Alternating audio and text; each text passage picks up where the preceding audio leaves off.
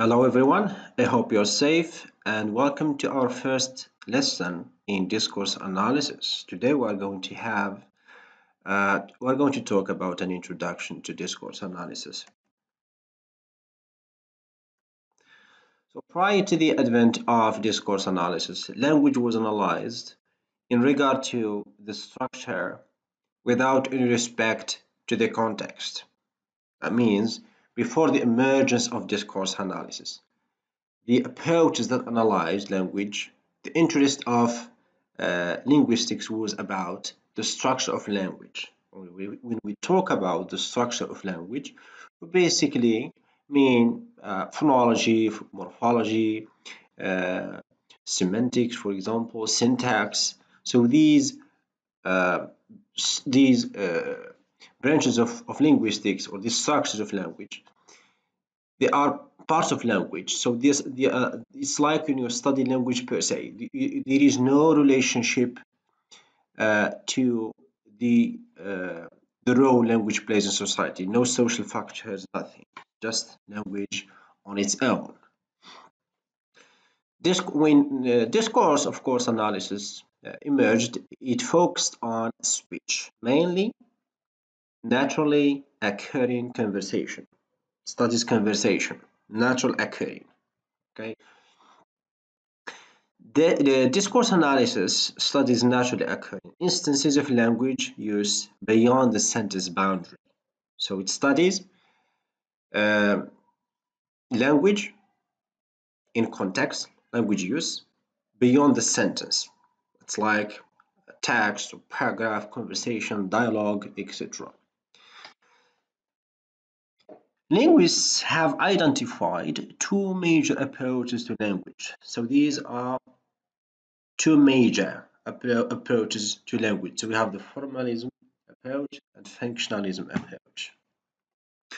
The formalism approach considers language as a mental phenomenon and tends to explain linguistic universals as deriving from a common genetic linguistic disposition of human species.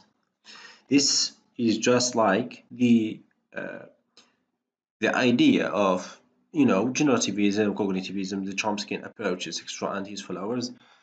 They look at language from the cognitive point of view. That is, every human being is born with the capacity to learn language. So this shows that language is a mental phenomenon, right? And linguistic universals, that is the shared universals among all languages. That is, all languages have nouns, verbs, adjectives, etc. So these are the linguistic universals. They derived, or as they are derived from a genetic linguistic disposition. That means these universals that are shared among all languages, they are genetic, something that human beings are born with. So, formalism are inclined to explain children's acquisition of language in terms of a built-in human capacity to learn language. So this is just universal grammar. That children are born with universal grammar, the ability to speak and learn any language. The other approach is functionalism. So functionalists regard language as a societal phenomenon and tend to explain it in relation to the social context from which language derives. So according to functionalism, uh, language societal, right?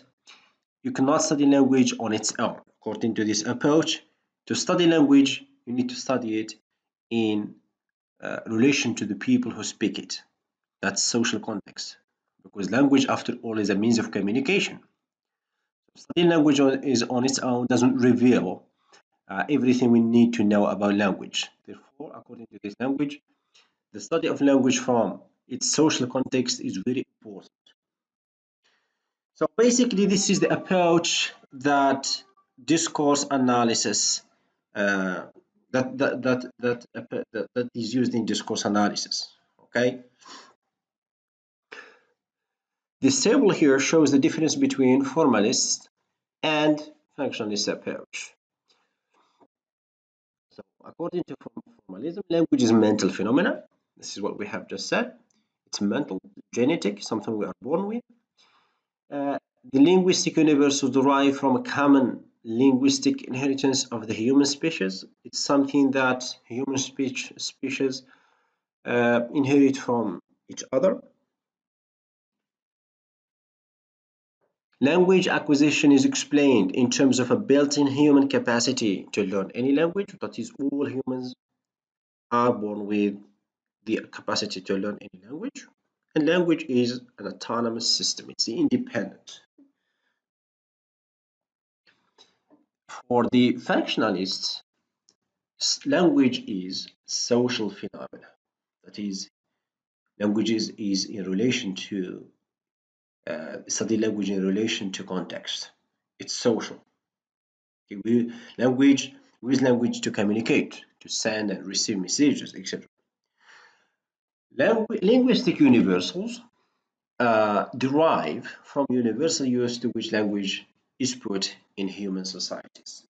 So here is the look at the language universals from the point that language in use. So language in use, that's because language use is put in human societies, right?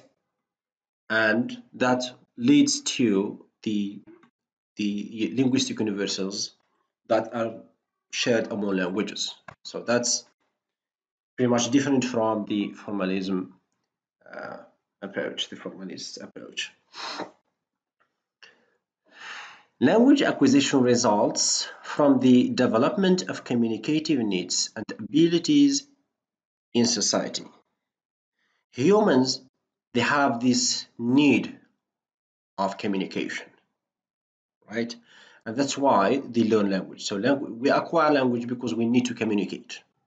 Because without communication, there is no need for language. Language is related to its social function because, as we have introduced earlier, language is related to the people who speak it, related to society, so that's its social function. Now let's move on to the definition of discourse analysis. The word discourse comes from Latin discoursus, which means conversation or speech. Johnstone's 2002 defines discourse as actual instances of communication in the medium of language. It's the actual instance of communication. That's discourse, right? Discourse means language in use, and as such, because language is in use, this implies that the interpretation of the communicative event in context. This is for Ronan 1993. Language in use, and this means the interpretation, the communicative event in context. So if you want to understand language in use, when someone sends you a message, for example, you need to interpret their message, okay, to understand what they mean.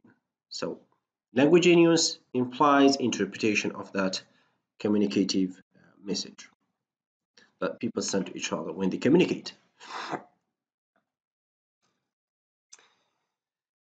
Discourse analysis is generally viewed as language above the sentence or the clause. It is the aspect of linguistics that is concerned with how we build up meaning in communicative rather than grammar units. So discourse analysis studies language beyond the sentence. Okay, so we'll see what that means. Beyond the sentence, it means the text, paragraph, conversation, not just a single sentence. Okay, it studies beyond the sentence. Dialogue, for example, conversation, paragraph, etc. STAPS 1983 adverts that discourse analysis refers mainly to the linguistic analysis of naturally occurring connected speech or written discourse. So As we have said earlier, discourse, when it emerged, it studies mainly uh, speech. Okay, they did not give much interest to the context, but later on, it's started to focus on both speech and written forms. So it refers to attempts to study the organization of language above the sentence, okay, or above the clause. That's dialogue, etc. So it studies larger linguistic units. For example, conversation exchanges between people, two or more, written texts. Okay, it is also concerned with language use in social contexts, how language is used in society. That's the discourse analysis. In particular, with interaction or dialogue between speakers, how people interact. Okay, this is the main concern of discourse analysis.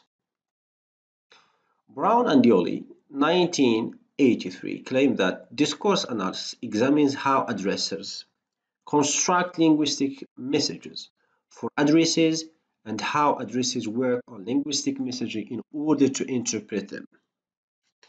So discourse analysis, according to Brown and Dioli, means how do people construct a message? How do we construct a message? When we want to send someone a message, we want to communicate, how do you construct it?